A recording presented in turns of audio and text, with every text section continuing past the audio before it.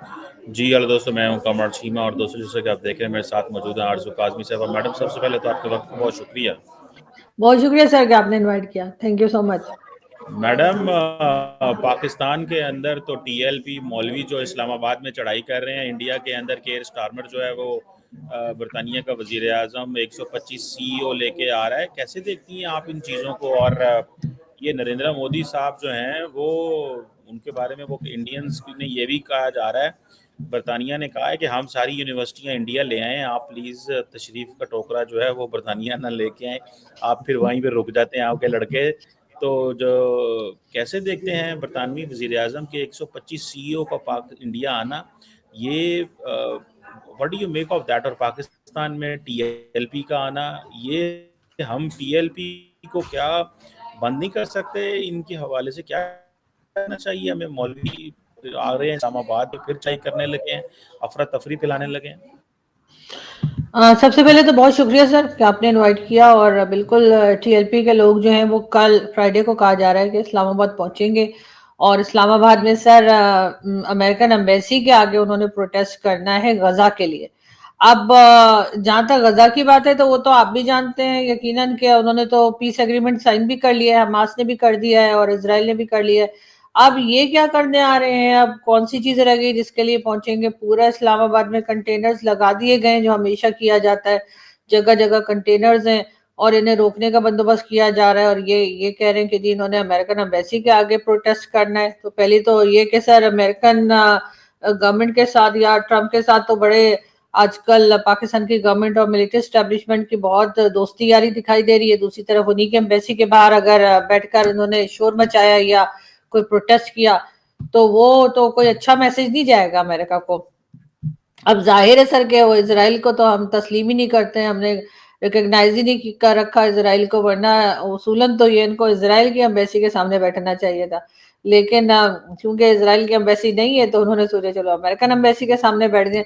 लेकिन अब तो पीस एग्रीमेंट साइन हो गया, उसके बाद ये रुकेंगे या नहीं ये जरूर इस वक्त कल ही पता लगेगा। कल जब ये लोग आने का इन्होंने कहा है। लेकिन पाकिस्तान या कह लीजिए इस्लामाबाद में जो है हर जगह जो है वो ऑलरेडी सील करी जा चुकी है और अब इन्हें रोकने की भी कोशिश की जा रही होगी। बताया जा रहा होगा कि भाई जिस इशू के लिए आ रहे हैं वो तो ऑलरेडी सॉल्व हो चुका है, मतलब फर्स्ट स्टेप तो हो ही गया, आगे क्या होगा वो तो पता नहीं। लेकिन ये कि इनको अचानक से क्यों ख्याल आया, या तो शायद वो सेनेटर मुश्ताक जो गए थे गजा जाने के लिए, जो निकले थे और फिर उनको वापस लाया गया है, तो हो सकता है उनको देखकर इन्हें कोई जोश आया। दूसरे लोग काफी सोशल मीडिया पे मजाक भी बना रहे थे कि जी ये कहाँ गए, तो कहते थे मगर ना ये गजा के लिए निकले हैं ना इन्होंने कुछ किया है।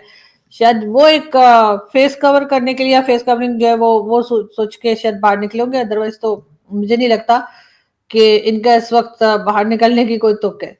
अगर हम बात करें यूके प्राइम मिनिस्टर की, तो बिल्कुल सर ये एक बड़ी डेवलपमेंट के तौर पे देखा जा रहा है। और इंडिया में प्राइम मिनिस्टर मोदी के साथ उनकी जो मीटिंग हुई है और आगे भी जो कहा जा रहा है कि कई मिलियन डॉलर्स का जो है वो बिजनेस भी दोनों कंट्रीज करेंगे। मेरे ख्याल है 465 या कुछ ऐसा फिगर है, मुझे एग्जैक्टली फिगर याद नहीं आ रहा।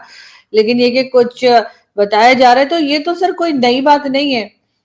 यूके के साथ तो पहले भी भारत के टर्म्स अच्छे रहे हैं और ट्रेड को लेकर, और उसके साथ ही साथ स्टूडेंट्स भी वहां जाया करते हैं और कई चीजें जिसको लेकर ये लोग काम कर रहे हैं। और अभी जो फोटोज आई हैं जो मैंने देखी है, इनफैक्ट मैंने तो डाउनलोड भी की थी कि मैं अपने शो में लगाऊंगी, तो उसमें वो बड़े मजे से उनके प्राइम मिनिस्टर जो है वो भारत में बाहर रोड पे भी घूम रहे हैं। और जो फेस्टिवल्स आजकल चल रहे हैं, फेस्टिवल सीजन है, तो वहां पर भी दिखाई दे रहे हैं। और ऐसा लग रहा है कि कोई किस्म का कोई परेशानी या खतरा मुझे तो नहीं उनको देखकर लगा कि उन्हें ऐसा लग रहा है कि बहुत ज्यादा सिक्योरिटी के कंसर्न्स हो या कोई बात हो।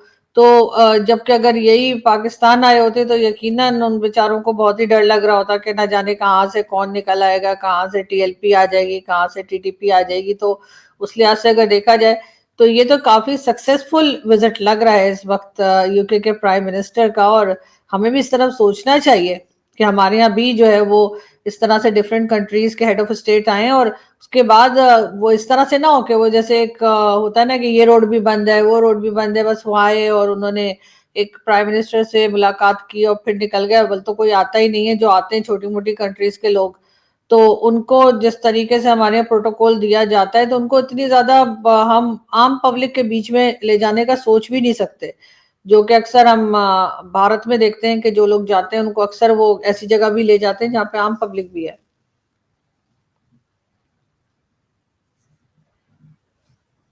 बात तो सही है, लेकिन सवाल ये है कि बरतानिया 9 यूनिवर्सिटियां इंडिया के अंदर बना रहा है। वो कह रहे हैं कि हमें इंडियंस बरतानिया में नहीं चाहिए, क्योंकि आप बरतानिया में आके फिर वहां पे फिर टिक जाते हैं। तो इसको आप कैसे देखती हैं? ये तो 9 यूनिवर्सिटियां इंडिया में अंदर बना रहे हैं, वो कह रहे हैं हम बरतानिया से यूनिवर्सिटियां यहाँ पे लेके आएंगे, आपके बच्चे हमारे पास ना आए। और इसको कैसे देखते हैं ये? और खास तौर पे वो कहते हैं कि ये फिर इलीगल हो जाते हैं इंडियन लड़के स्टूडेंट्स वहाँ पे। तो इसीलिए इंडिया भी कहता है कि हाँ जी, हम इलीगल माइग्रेशन को सपोर्ट नहीं करते। डू यू थिंक कि इंडिया बरतानिया के अंदर कोई रिफ्ट चल रही है? नहीं सर, मुझे ऐसा नहीं लगता, इसलिए कि ये चीज तो वो पाकिस्तान के लिए भी कहते हैं कि जी पाकिस्तानी जो है वो यूके में जाकर इलीगल तरीके से रुक जाते हैं। कई जो है वो पेपर मैरिजेस भी कर लेते हैं और कई तरीके उन्होंने निकाल रखे हैं जिससे पाकिस्तानी भी वापस नहीं आते। तो इतनी बड़ी पॉपुलेशन भारत की है, उनमें से डेफिनेटली कुछ ऐसे भारतीय भी होंगे जो जाकर रुक जाते होंगे और वापस नहीं आते होंगे, या इलीगल तरीके से भी रुकते होंगे। ऐसा तो नहीं है कि सारे के सारे वहां पे कोई फरिश्ते रहते हैं भारत में। कुछ ना कुछ लोग ऐसे जरूर होंगे जो कि क्वालिफाई नहीं करते होंगे और रुक जाते होंगे। और इस वक्त सिर्फ यूके की बात नहीं है, इस वक्त तो सारी दुनिया, चाहे अमेरिका कोई ले लीजिए, वो भी लोगों को पकड़ पकड़ के बाहर निकाल रहे हैं और कह रहे हैं कि जो इलीगल तरीके से हैं उनको हम नहीं रहने देंगे। और सबसे पहले जब उन्होंने निकालना शुरू किया था तो उसमें भारत के भी काफी लोग थे जिन्हें वापस भेजा गया था। भारत की गवर्नमेंट ने कहा था कि जी आप वापस भेज दीजिए, हम उन लोगों को रखने के लिए, एक्सेप्ट करने के लिए तैयार हैं। तो अगर इस किस्म की बात यूके के साथ भी की जा रही है और उसके साथ ही वो 9 यूनिवर्सिटीज लेकर, जैसे आप बता भी रहे हैं कि वो भारत आए हैं, तो ये तो एक अच्छी बात है। हमारे यहाँ तो वो एक यूनिवर्सिटी लेकर भी नहीं आ रहे। हमारे यहाँ भी अगर यही चीज कर लें, हमारे स्टूडेंट्स जो हैं वो बजाय इसके के लीगल तरीके से निकलते हैं, यूके पहुंचते हैं और कहाँ कहाँ जाने की कोशिश करते हैं, उसके बजाय अगर यही यूके के प्राइम मिनिस्टर दो एक यूनिवर्सिटीज पाकिस्तान को भी ऑफर कर दें कि जी असल बात तो पढ़ाई लिखाई करनी है, या कि बाकी इलीगल तरीके से जाके वहां रहने के लिए हमारे स्टूडेंट ज्यादा बाय होते द हैं, वे पढ़ाई लिखाई तो कमी होती है सर, पढ़ते लिखते तो है नहीं। बाय द वे लेकिन हाँ मैं ये आपको जरूर है वहां जाके टिकने की कोशिशें करते हैं। तो यहाँ पर भी सर एक दो यूनिवर्सिटीज बनवा दीजिए सर, ऐसी क्या बात है। अच्छी बात है, मैं तो कहूंगी अगर वो 9 नहीं, यूनिवर्सिटीज मैं लेकर आपको आए हैं। आपके नॉलेज में हम्म। इजाफा कर दूं कि बरतानवी हुकूमत जो है या बरतानवी यूनिवर्सिटीज़ जो हैं वो NHS हॉस्पिटल भी इस्लामाबाद में बना रहे हैं, जो बरतानिया के हॉस्पिटल हैं, और यूनिवर्सिटीज़ भी इस्लामाबाद में और पाकिस्तान में बनी, ऑलरेडी प्रोसेस चल रहा है। लेकिन ये क्योंकि इंडियंस बड़ी तादाद में बरतानिया जाते हैं, तो ये वो कह रहे हैं कि इंडियंस की जो बड़ी तादाद है बरतानिया के अंदर, उसको रोकने के लिए इन यूनिवर्सिटीज़ को इंडिया लाया जा रहा है। बहरहाल ये एक व्यू है। वो समझते हैं कि सर तो ये इतनी फिर बड़ी लोग वहां पे स्लिप हो पॉपुलेशन जाते हैं। है तो तो दिस सर इतनी बड़ी पॉपुलेशन है भारत की, तो इसलिए वो यकीनन जाते भी होंगे और वहां पे रुकने की भी कोशिश होती होगी या रुक भी जाते होंगे। ये चीज तो अमेरिका में भी हो रही है, जैसे मैंने आपसे पहले कहा कि यही चीज जो है वो यूके भी कर रहा होगा कि जो बहुत ज्यादा लोग, या कह लीजिए जो यूके के नहीं है, वो अगर वहां पर आएंगे तो उनके अपने लोगों को फिर सर काम नहीं मिलता ना। वो तो ऐसा है कि वहां पर मैंने एक मूवी देखी थी अक्षय कुमार की, तो उसमें वो पंजाब से वो गए थे यूके। वो वहां जाके अपने घर फोन करके कहते हैं कि यहाँ पंजाबी जो है वो पंजाब से ज्यादा है। तो सर यहाँ तो खैर यूके में तो आप जानते ही हैं कि सब लोग वहां पहुंचते हैं। तो अब उनको ख्याल हो रहा होगा कि नहीं होने चाहिए उनके अपने लोग जो है, जो लीगल मतलब जो वहां के रेजिडेंट्स ना सही लेकिन वहीं के जो लोग हैं यूके के, उनको ज्यादा चांस मिले। इस वजह से हर तरफ से वो लोगों को रोक रहे होंगे, जिसमें हिंदुस्तानी भी होंगे और पाकिस्तानी भी होंगे। मैडम, पता चला है कि अफगानिस्तान के फॉरेन मिनिस्टर इंडिया में हैं। इसको कैसे देखती हैं? क्या ये बहुत बड़ी तब्दीली है? सुना 30 साल के बाद कोई इस तरह की चेंज आ रही है। तालिबान जो हैं वो इंडिया पहुंच गए हैं। मैडम, ये तो हमारे और इनके बीच में दरारें ज्यादा पड़ने के चांसेस है। कैसे इसको देखती हैं? नहीं सर, अगर हम हर किसी को इसी नजर से देखेंगे कि अगर कोई कहीं पहुंच गया तो यकीनन हमारे लिए बुरा करने गया होगा, तो सर फिर तो काम हो चुका। इसलिए कि कंट्रीज के आपस में रिलेशंस अच्छे बुरे होते रहते हैं, और कई बार जो है वो पाकिस्तान के साथ भी भारत के रिलेशंस जो है वो काफी बेहतर भी हुए थे।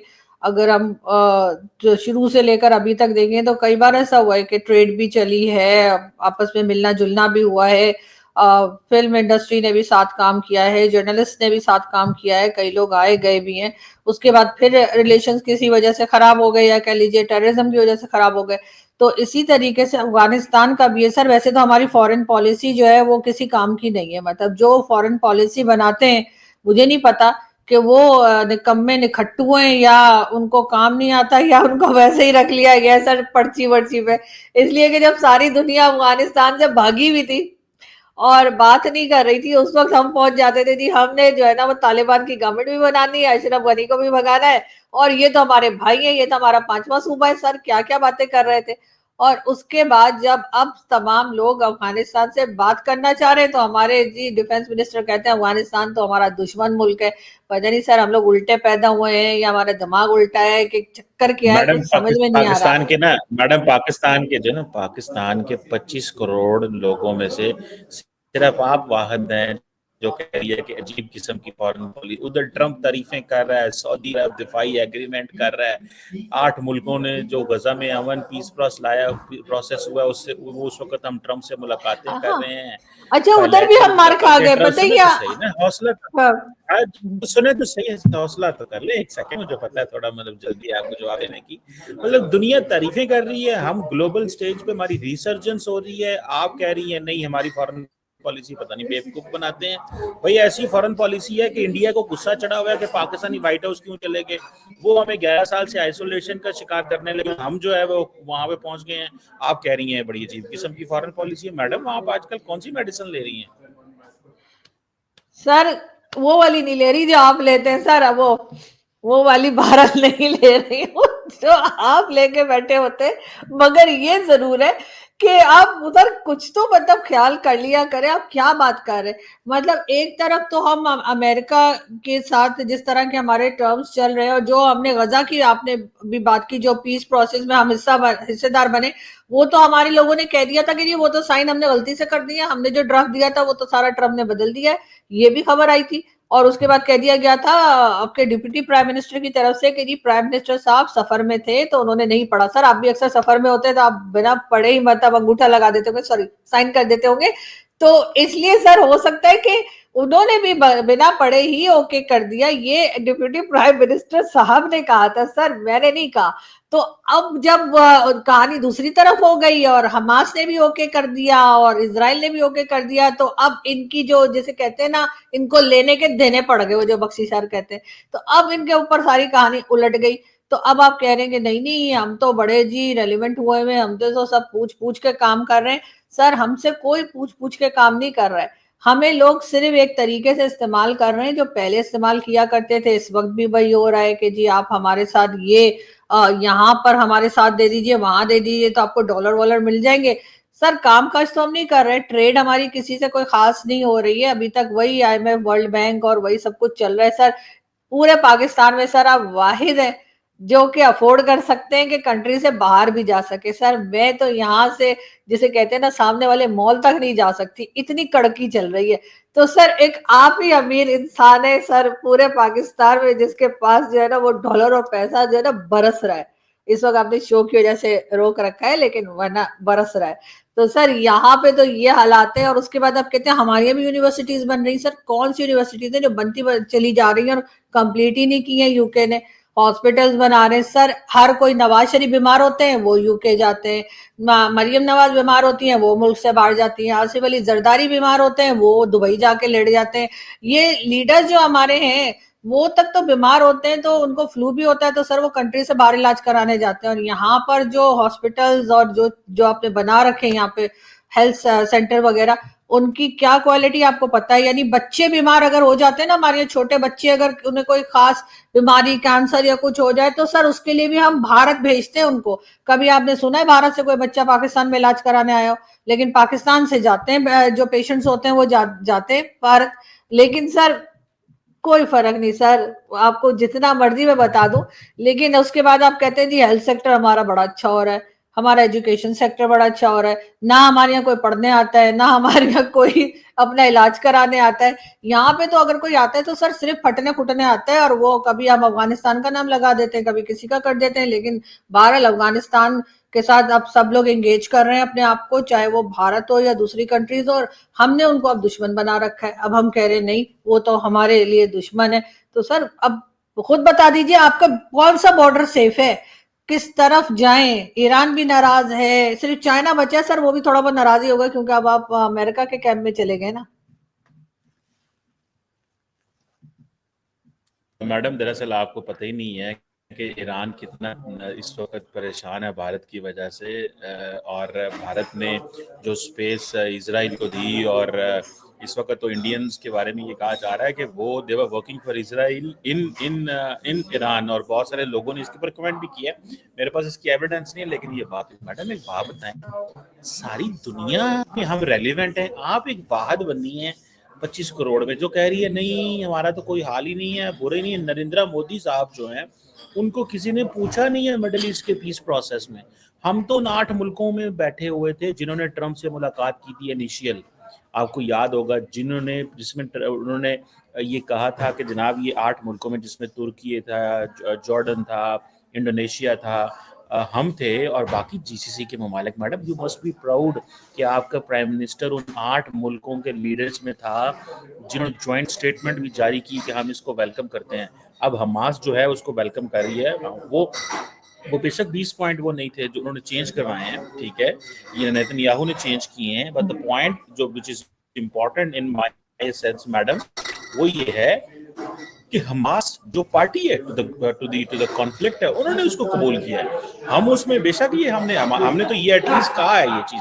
तो मैडम आपको नहीं लगता हम रेलिवेंट, इंडिया को किसी ने पूछे ही नहीं? नहीं सर, मुझे ऐसा नहीं लगता कि हम रेलिवेंट है। हम रेलिवेंट उस वक्त होंगे जिस वक्त हमारी इकोनॉमी स्ट्रांग होगी, जिस वक्त हम आईएमएफ, वर्ल्ड बैंक और सऊदी अरेबिया और बाकी कंट्रीज की तरफ नहीं देख रहे होंगे कि वो हमारी कुछ मदद कर दें या वो हमें कुछ पैसा दे दें। सर जिस वक्त यानी सर ये आप जूस जो पी रहे हो, यकीनन आप इसका बिल खुद देंगे तो आपको जो है लोग वेलकम करेंगे, लेकिन अगर ये जूस आपने किसी से पैसे मांग के पिए तो सर दोबारा आपको वेलकम नहीं किया जाएगा। मतलब एक एक एग्जाम्पल दे रही हूँ, ठीक है ना, डोंट टेक इट पर्सनल। तो सर एक बात है कि आपकी इकोनॉमी अगर ठीक होती है तभी आप रेलिवेंट होते हैं, तभी कोई आपसे कुछ आइडिया लेता है, कोई मशवरा करता है।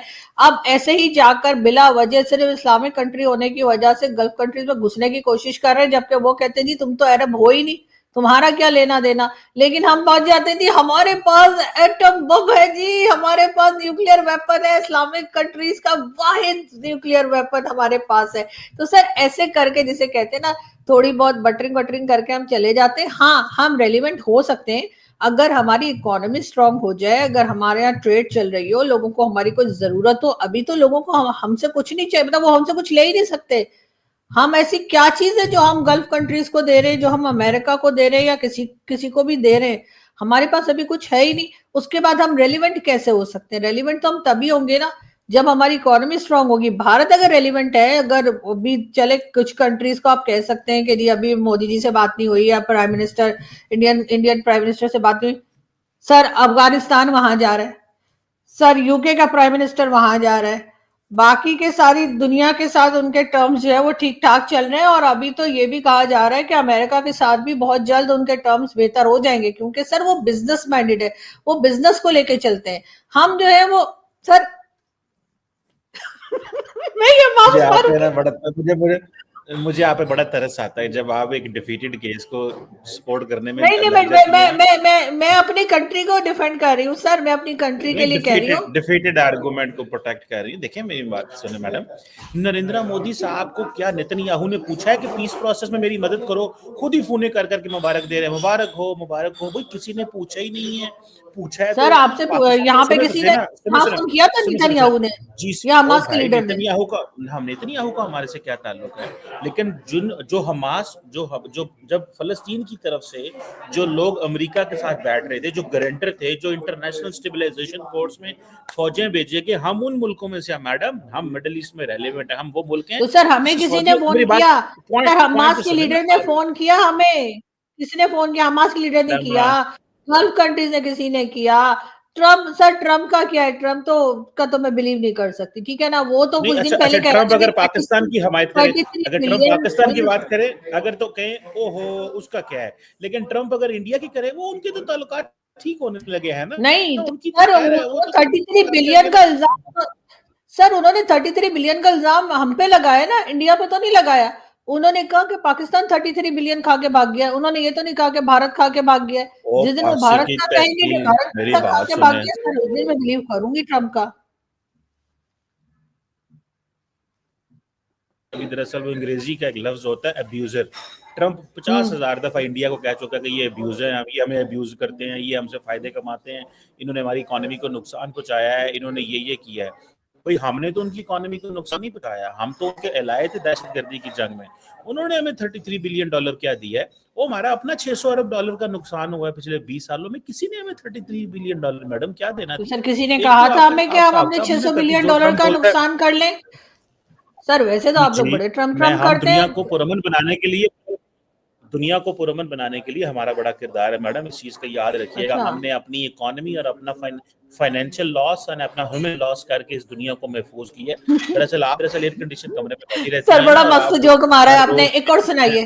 मैं आप- मैं बताता हूँ, आप सर दरअसल एक एयर और कंडीशन सुनाइए सर कमरे में प्लीज, के एक टेम्परेचर सर आपका सुने तो सही ना, इंटरनेट भी एयर सुनकर कंडीशन सर कमरे में। इंटरनेट भी हिल गया आपका, आपकी बात सुन के आपका इंटरनेट भी ऐसे ऐसे हो रहा है कि पता नहीं क्या हो रहा है, क्या बोल मेरी रहे हैं बात ये। सुने, इंटरनेशनल देखें आप जो है ना, आप 16 आप सारा दिन टेम्परेचर एसी का अपने कमरे सीट पे बैठ के ऊपर नीचे करती रहती हैं, नए सूट पहनती हैं, हम्म। आपको क्या पता पाकिस्तान में क्या हो रहा है?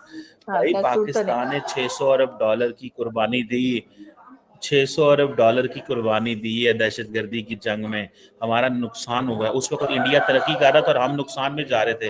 खैर तो मैडम क्यों ये तो किया बताएं, सर, नरेंद्र किसी मोदी ने साहब को कहा तो था, नहीं पूछा इंडिया। किसी भाई ने नरेंद्र कहा था हमें वो नुकसान करने के लिए, किसी ने हमें फोर्स किया था वो नुकसान करने के लिए। जो लोग कर रहे थे फिर वही रिस्पॉन्सिबल है ना सर, हमने तो नहीं कहा था, या मैडम किसी ने हमें नहीं कहा कि हमने मैडम 600 दरअसल बिलियन डॉलर का नुकसान कर लो। मतलब 600 बिलियन डॉलर कितने होते हैं सर, आपको पता है कितने जीरो आई होते हैं 600 बिलियन डॉलर में? कितने? मैडम आई विश कि आप यूनिवर्सिटी गई होती और खासतौर पे मेरी स्टूडेंट कसम होती तो से मैं आपको सर, थोड़ी सी फॉरेन सही पॉलिसी पकड़ा बता है देता। आपने। लेकिन मैं उस यूनिवर्सिटी में नहीं गई सर अगर जहां आप आप गए फॉरेन हैं, पॉलिसी, उसको मदरसा कहते हैं। मैं मदरसे कभी नहीं गई हूँ सर, मैडम मैं एक प्लीज। बात बताऊं, आप सुने सुने कमाल कर रहे हैं, सुने मतलब सुने आप कह रहे हैं कि सुने हमारा मैं 600 बिलियन डॉलर का मैडम नुकसान हो गया। सर एक मिनट, हमारा 600 बिलियन डॉलर का नुकसान हो गया तो सर वो नुकसान हमने खुद किया है ना, या किसी और ने हमें कोई गन पॉइंट पे लेकर गया था कि जी आप ये काम करें ताकि आपका नुकसान हो? मतलब 600 बिलियन डॉलर हमने कभी मतलब लाइफ में देखे हैं कि हम उसका बताऊं, नुकसान भी कर बैठे? मैं लेकिन मैं हमने खुद बताता किया हूँ, सर, हमारे मैं साथ जो बताता हुआ है हमने खुद किया है।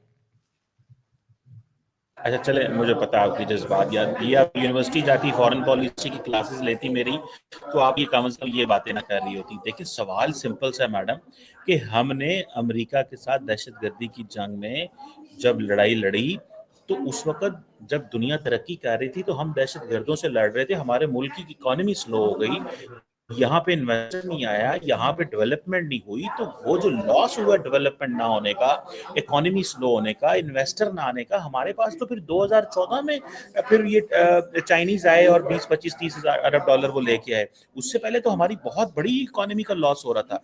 तो आई विश मैं आपको चाहूंगा कि मैं आपको रिकमेंड में जब नेक्स्ट टाइम दोबारा पढ़ाना चाहूंगा फॉरेन पॉलिसी की क्लास, मैं आपको फ्री एडमिशन दूंगा, पल्ले से आपकी फीस में भरूंगा, क्योंकि मुझे प्लीज। पता है कि देखें आप ओपिनियन मेकर हैं बहुत बड़ी पाकिस्तान की, आप पाकिस्तान की बहुत बड़ी लेकिन ओपिनियन सर मेकर हैं, मुझे आपके ये फैक्ट्स बताइए बहुत ना सारे कि ये जरूरी जो हैं। सर आज एक मिनट, सर सुनने का भी हौसला रखें। मुझे ये बताएं, ये जो नुकसान हमारा हुआ, जो सो कॉल्ड दहशतगर्दी की जंग जो आपने लड़ी है, ठीक है, तो सर उसमें जरूरत क्या थी घुसने की उस जंग के अंदर? जाहिर है आपको डॉलर मिल रहे थे और आप यहाँ से अफगानिस्तान के ऊपर ड्रोन गिरवा रहे थे। उस वक्त आपको ये ख्याल नहीं आ रहा था कि वो हमारा ब्रदरली इस्लामिक कंट्री है? उस वक्त आपने नहीं सोचा कि आप उनके ऊपर ड्रोन गिरवा रहे हैं? आज जब उनको समझ आ गई तो आप अचानक से विक्टिम बन गए। मतलब पहले आप ही जो थे वो लोगों के ऊपर वो कह लीजिए अमेरिका के साथ मिलकर वो ड्रोन्स गिरवा रहे थे, उनको मरवा रहे थे, उनकी कंट्री का आपने इंट से इंट बजा दिया आपने अफगानिस्तान की। और उसके बाद आप अचानक से विक्टिम बन गए कि जी हमारे तो खुद 10,000 के 90,000 के कितने हजार लोग हमारे मर गए, हमने तो खुद जी बड़ा इतने इतने बिलियन डॉलर का हमारा नुकसान हो गया है। तो सर जब आप गलत काम करेंगे तो आपको जाहिर फायदा तो नहीं होगा, आपको उसका नुकसान ही होगा। और ये बात आज तक आप लोगों की समझ में नहीं आई है कि अगर आप किसी के लिए बुरा करेंगे, किसी के साथ गलत करेंगे तो नुकसान आपका भी होगा, सिर्फ दूसरे का ही नहीं होगा बल्कि आपका नुकसान ज्यादा होगा। लेकिन आप इन चीजों को कभी नहीं समझ पाएंगे और कभी, क्योंकि मानते ही नहीं ना, मान ही नहीं रहे कि जी हमने कुछ गलत किया है और उसके बाद हम भुगत रहे जो आप दूसरों को। आपको क्या सर, अगर कोई सुसाइड बॉम्बर कहीं जाता है ना किसी को मारने के लिए, तो जब वो फट जाता है तो आप ये नहीं कह सकते, वो ये नहीं कह सकता कि हो मैं तो खुद मर गया, मैं तो विक्टिम हूं।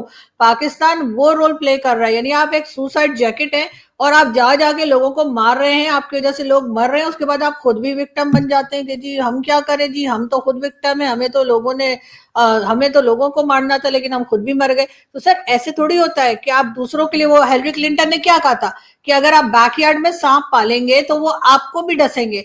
तो सर वो आप कम से कम हिलरी क्लिंटन की बात तो मान लीजिए, मेरी नहीं मानते तो हिलरी क्लिंटन की बात तो आप मानेंगे ना। आपको मालूम है हिलरी क्लिंटन कौन थी? मैडम व्हाट्सएप यूनिवर्सिटी का यही नुकसान होता है, वो कहते हैं half baked information. Half baked information WhatsApp university का ये नुकसान होता है कि आप आधी बातें सुनाते हैं, आधी बातों का बैकग्राउंड नॉलेज ना होने की वजह से और इन डेप्थ स्टडी ना करने की वजह से आप व्यूअर्स तक वो इन्फॉर्मेशन पहुंचाते हैं जिससे वो, जैसे आपने एक लफ्ज सुना नीम हकीम डॉक्टर जो होते हैं, तो वो होता हाँ है कि हाँ आप सर, ऐसी इन्फॉर्मेशन पहुंचाते हैं जिससे सर नुकसान। डॉक्टर आपके साथ लिखा हुआ वैसे। मेरी बात तो कर रहे थे यार, मेरी बात तो सुनिए ना, नीम हकीम खुद ही बता रहे ये नीम क्या हकीम होता है, डॉक्टर, मेरे और मेडिकल के डॉक्टर लोग देख ले कहाँ लिखा हुआ है, मैंने कोई डॉक्टर वॉक्टर नहीं लिखा हुआ। तो डॉक्टर ये है और नीम हकीम भी यही है। चले जरा, मैं जरा बात मुकम्मल कर लें मैडम। मैडम व्हाट्सएप यूनिवर्सिटी का नुकसान ये होता है कि जो बच्चे या बच्चियां पूरे फैक्ट्स नहीं उनके पास होते और हाफ बेक्ड इन्फॉर्मेशन लोगों तक पहुंचाते हैं और बैकग्राउंड नॉलेज नहीं होता, तो उसकी वजह से फिर आप जो है ना अपनी मर्जी की इंफॉर्मेशन शेयर करना चाहते हैं या जो आपको अच्छा लगता है वो शेयर करना चाहते हैं और बैकग्राउंड नॉलेज नहीं होता। बहरहाल मैं इस पे मजीद अब क्या बात सर करूं, इस सर पे आपके इंशाल्लाह मैं हिसाब आपको से तो हाफिज सईद कोर्स पायलट होगा इंट्रोड्यूस और मसूद कराऊंगा। अजहर शायद मैं कोई कह लीजिए साइंटिस्ट होगा सुने फिर तो सही, पाकिस्तान का। हाँ सुने तो सही ना मैडम। मैं आरजू काजमी साहिबा के लिए एक स्पेशल कोर्स फॉरेन पॉलिसी का इंट्रोड्यूस कराऊंगा फ्री ऑफ चार्ज। मैं आपको जो प्लीज। है वो 1 महीना फ्री पढ़ाऊंगा और ताकि मैं आपके और मैं कोई पैसे नहीं चार्ज करूंगा, वो में तो मैं उसके अच्छे ठीक है वाले तो पैसे सर मैं लूंगा। आपको, आपके ख्याल है मैं फॉरेन आपको पैसे पॉलिसी का दूंगी स्पेशल कोर्स जो मैं जो आपके पट्टियां लिए आप मुझे पढ़ाएंगे आपके ख्याल से मैं उसके पैसे भी देने वाली हूँ? मतलब ये ख्वाब आपने मैं सोचा भी कैसे, ऐसा देखिए आपको यही ख्याल भी कैसे प्रॉब्लम है आया? ये, देखें यही बात है ना, वो कहते हैं आप जब पैसे नहीं देते तो फिर इसी तरह का नॉलेज जिस तरह आप शेयर कर रही हैं ऐसे ही नॉलेज सर मिलता है। तो जब आप पैसे सर देंगी आप, तो आपको सही नॉलेज मिलेगी। सही वो बात है आपने लेकिन सर आपने स्कूल में सुना था टर्म, कौन सा?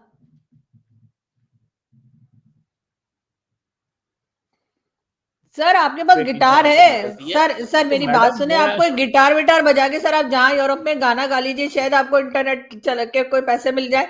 सर कुछ इंटरनेट तो ठीक कर लीजिए, शो शो बना रहे हैं बगैर इंटरनेट के।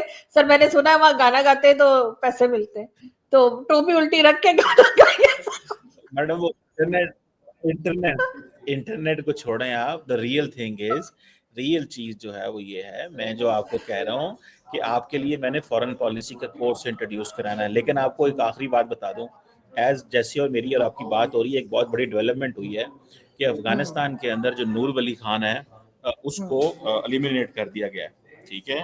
और सुनने में ये आया है कि उसको कोई ड्रोन स्ट्राइक के जरिए ख़त्म किया गया है। सो आई डोंट नो कि उसकी क्या इम्प्लीकेशंस होंगी अफगानिस्तान पाकिस्तान के बीच में, लेकिन सुनने में आया है कि there is a big explosion in Afghanistan Kabul.